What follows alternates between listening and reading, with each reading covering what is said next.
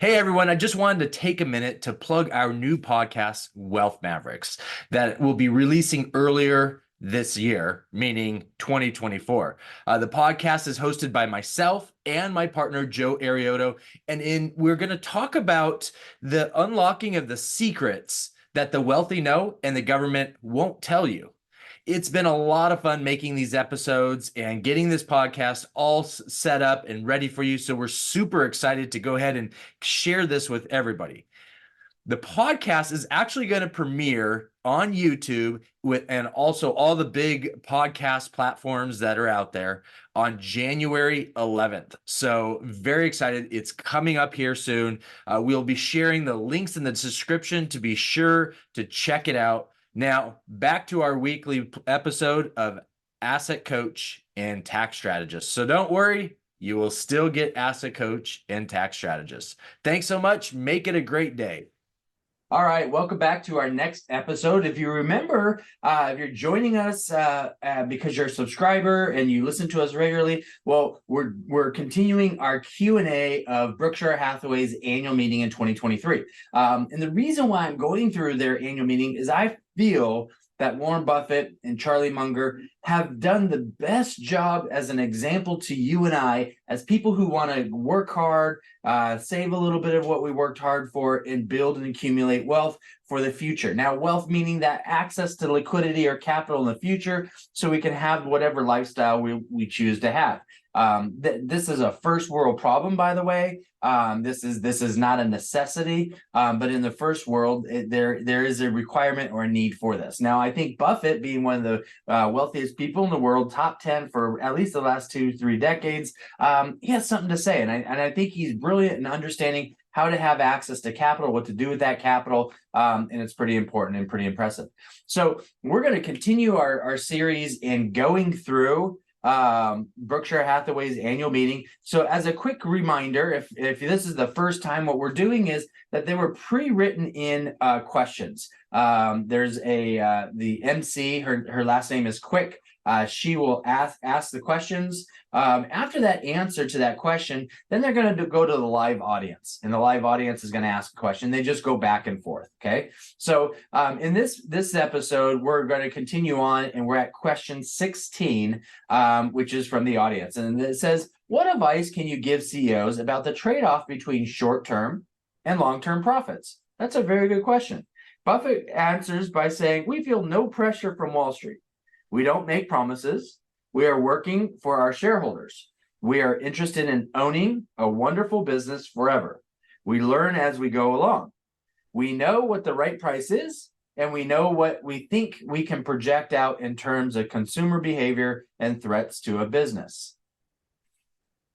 Pretty clear, but there's so much wealth of wisdom in here. Okay, first of all, we feel no pressure from Wall Street. We're not focused on what Wall Street wants. We're not focused on what the rest of the world wants, so to speak, okay? We're focused on our business. And what is our business? Well, our business is we don't make promises because you can't keep promises. You don't have control of a lot of these promises. They understand they're in business, and there's economic situations, there's world situations that can affect the numbers of your business. So we are working for our shareholders, very focused. What's the focus? Shareholders, not Wall Street. And we're not making promises. We're working for our shareholders by doing what?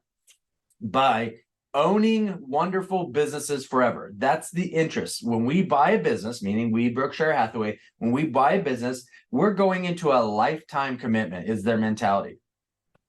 Okay? So there's a pretty strict criteria. Think about your partnership with your significant other or your business partners. Are these relationships that you can have lifetime benefits from? Okay. We learn as we go, right? Stuff happens, right? And because stuff happens, we have opportunities to learn stuff like good and bad. So, the world society will say failure and success. Doesn't matter. There's learning opportunities. We learn as we go.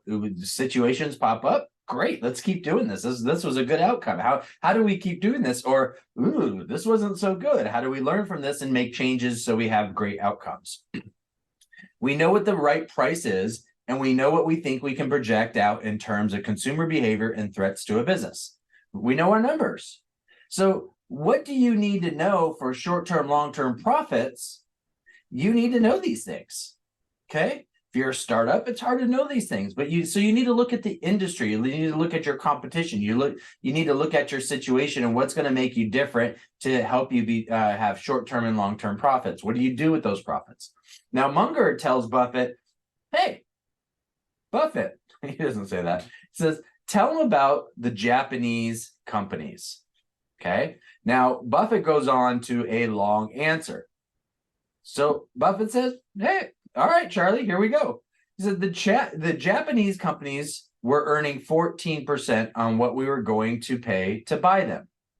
They were paying decent dividends. They were going to repurchase shares in some cases. They owned a whole bunch of businesses that we could understand as a group. We could take out currency risk by financing in Japan at 0.5%. If you get 14% on one side and 0.5% on the other, you have money forever. And they are doing intelligent things and they are sizable. So we just start buying them. When we hit 5% in all of them, we announced on my 90th birthday that we owned over 5%, which is a Securities Exchange Commission requirement. Recently, we went over for the first time to visit them. We were more than pleasantly surprised. Now we own 7.4% of them, and we will not go over 9.9% without their agreeing. So here's his answer before, right? Know your numbers, relationships. So now he knows his numbers. He understands what the situation is. All of this without going over there. All of this without seeing the actual physical facilities and businesses, but from phone conversations. I'm sure some sort of Zoom conversation, as well as the financials, asking questions. And so after owning 5%, they go visit. They're like, whoa, let's add another. So they added another 2.4% for a total of 7.4%. And they have a plan not to go over 10% without the other companies agreeing. Okay, this is a big deal. This becomes a big deal when a company is 10% owner of another. So he's showing a responsible relationship of a partner. Okay, now we are 4 or 5 billion ahead plus dividends. So they've made 4 or 5 billion, not including dividends, on this deal or these deals. So now Buffett goes on and says, I went over there partly to introduce Greg to those people because we are going to be with them for 10, 20, 30, 40 years from now. So Buffett knows he's 90. So the business, our shareholders, we're going to do this forever. So I'm going to introduce our partners to one of our other partners, Greg, to show them how we can stay in business for 10, 20, 30, 40 years. Okay. They may occasionally find something that we can do jointly. Berkshire is the largest borrower other than corporate borrowers outside of Japan. Okay. So pretty cool. I like that. I find that impressive. What's that mean to you and I? Honestly, it just means that, there's in business, the question was short and long-term profits. And everything Buffett talked about was relationships. Something to be said about the very basics. Now, okay, away from the audience, now to quick. Professor Damdorian from NYU is not comfortable with positions becoming a large part of his portfolio. Since Apple is now over 35% of Berkshire's portfolio, is that a problem? Munger says, I think he's out of his mind. I love it. But Buffett has something else to say. Buffett says, Apple's not 35% of Berkshire's portfolio. Berkshire's portfolio includes the railroad, the energy business, Grand Aminals, See's Candies, etc. They are all businesses. The good thing about Apple, our stake can increase. They buy in their stock And instead of owning 5.6%, we get 6%. But we can't own more than 100% of BNSF. Apple is a greater business than any we own. People pay $1,500 for a phone, $35,000 for a second car. If they had to give up a second car or give up their iPhone, they would give up the second car. So I can't disagree, right? And here's the difference between traditional people seeing Buffett as a and as an investor and how he got into business as partnerships. But Buffett never got into businesses in investing as being just a shareholder. He got into buying businesses or being a shareholder of good businesses for long-term relationships. As his investment knowledge grew, what did he do? He had enough capital to actually buy whole companies.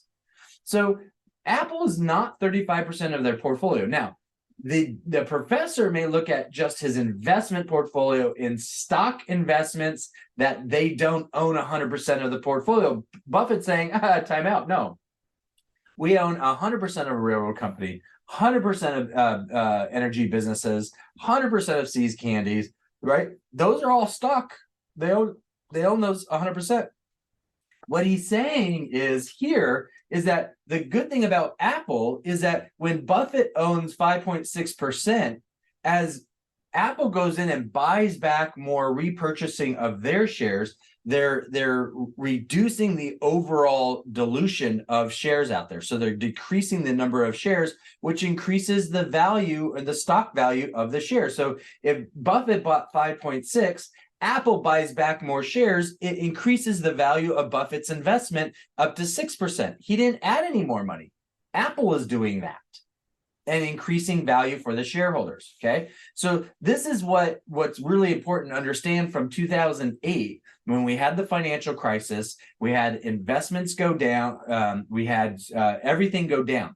So interest rates went down, right? The banks, the economy, the government said, hey, time out. We're going to do quantitative easing. Time out. We're going to zero out the Fed rate. Hey, time out. We're going to make access to capital a lot easier, meaning cheaper.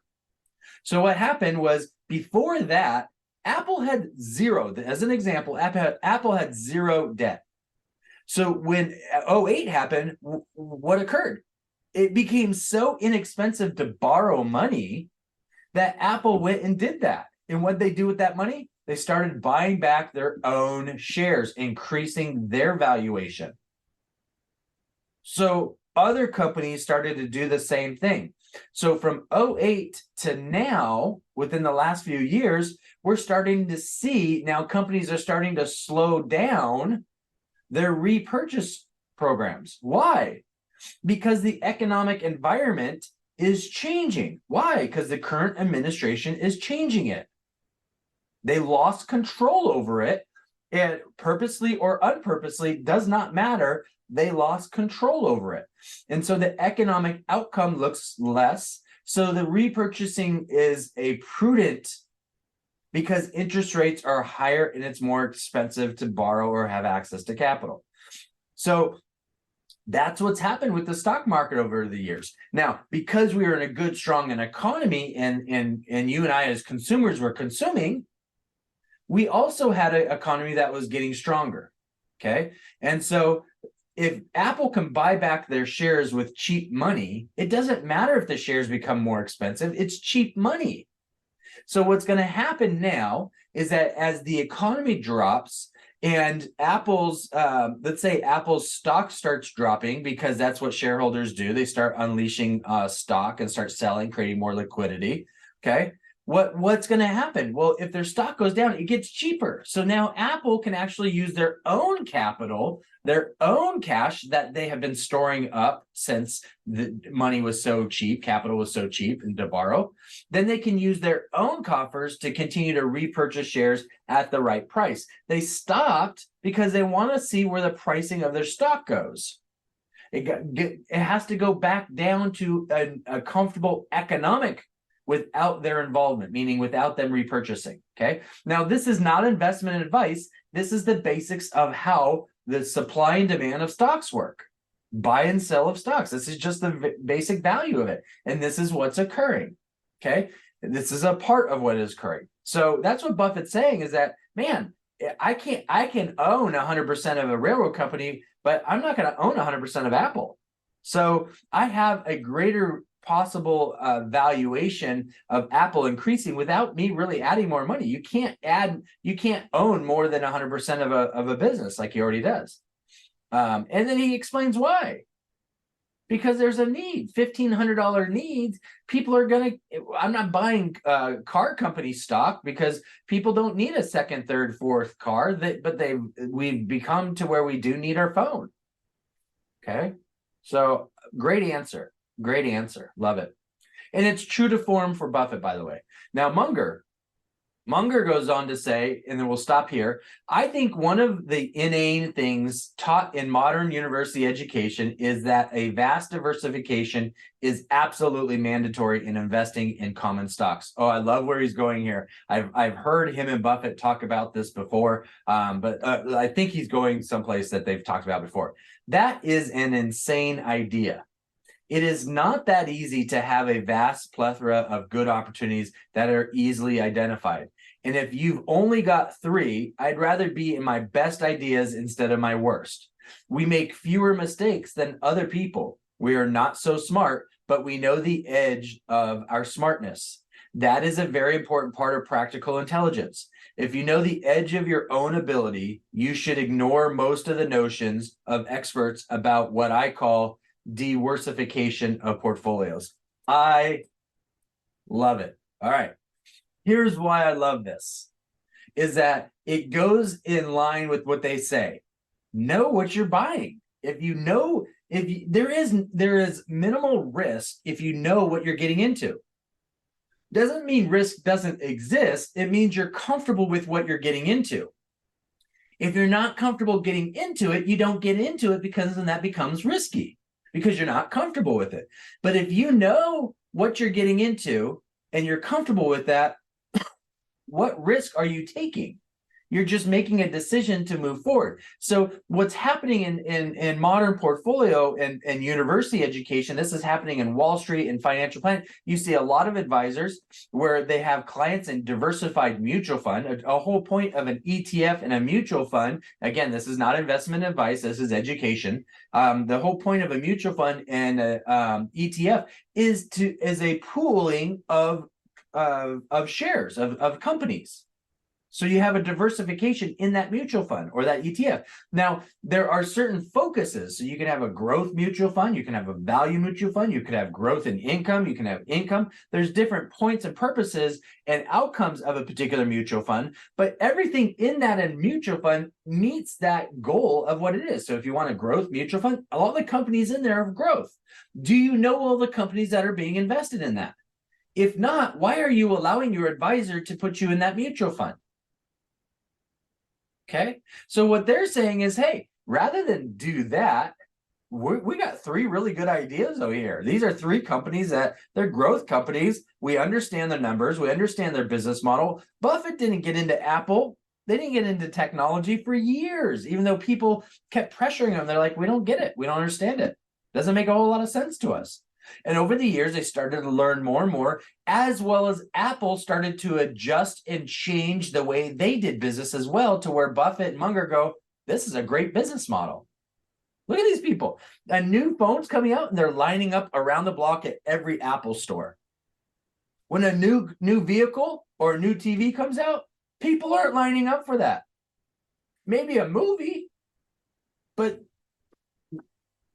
they're like, that man, and they're paying $1,500 for it. Hey, this makes sense. Let's go look at it a little bit more. Okay. So I love this answer because this is true to form to who they are. And it really does debunk what common investment advice is. Now, the average person isn't going to do what Charlie and Warren talk about. They're not going to do it. Nor does the average advisor, to be honest with you. They use softwares and tools and Monte Carlos and algorithms. They use all these other tools, softwares to make the decisions for them to minimize the risk of them saying, oh yeah, I feel comfortable you doing this. And that's how the system works on the investment side of things. So nothing wrong with it. It's just how it's designed, because you and I, or the average person, doesn't give a rip about it. You're willing to have someone tell you what to do. Or, I like the name of this fund in my 401k plan, I'm going to do that. Okay. Warren and Charlie, that's not what they do. They're looking at good companies that they'll spend a lifetime with. And how can you argue that when Charlie Munger and Warren Buffett have been business partners as long as they have? They're not just preaching, they're practicing what they're preaching. They're showing you day in and day out with their relationship, with the people on hand that are running the different units within the business. It's their culture and who they are. So thanks for joining us. Please join us for the next one. Go ahead and subscribe so you get notified that we drop another episode, and you're able to join us for the next episode, and we'll continue on with our Q&A of Warren and Charlie. Great information here. And man, if you don't think this isn't valuable, this is really 2 PhDs in business going through this Q&As. Not me, but what their information that they're sharing so freely to the public. Okay? That's what I love about this. It gives us the possibility, the empowerment of doing what they're teaching us. So look forward to talking to you and seeing you in the next time.